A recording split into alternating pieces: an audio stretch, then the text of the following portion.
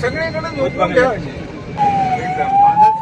रात्री 12 वाजता मी माझे सर्व आरोग्याची टीम घेऊन कोशिंबीरतर्फे निजामपूर या गावामध्ये जाण्याचे कारण ही अतिशय संवेदनशील आणि मनाला हेलावून टाकणारे आहे.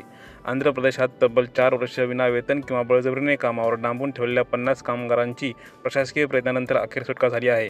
आपल्या हक्काच्या घरी परतलेल्या या कामगारांच्या चेहऱ्यावर सुटकेचा श्वास आणि आनंद दिसून येत आहे. हे सर्व कामगार आंध्र प्रदेशातील एका भागात अडकले होते, जिथे त्यांना अमानुष परिस्थितीमध्ये डांबून ठेवून कष्टाची कामे करून घेतली जात होती.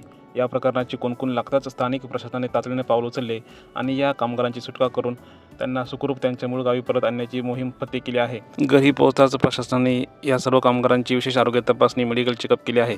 सततचे कुपोषण, अयोग्य कामाची परिस्थिती आणि मानसिक तणावामुळे या कामगारांच्या आरोग्यावर गंभीर परिणाम झाल्याची शक्यता वर्तवली जात होती. तरी सर्व आमच्या वैद्यकीय पथकाकडून त्यांच्या रक्त तपासणी, मानसिक स्वास्थ्य आणि इतर शारीरिक तपासण्या केल्या आहेत.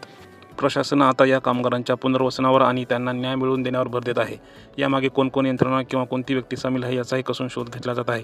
4 वर्षांच्या या अंधकारमय प्रवासानंतर आता हे कामगार आपल्या कुटुंबात परतले आहेत खरी, पण या संपूर्ण प्रकरणाने वेठबिगाराचा प्रश्न पुन्हा एकदा ऐरणीवर आणला आहे.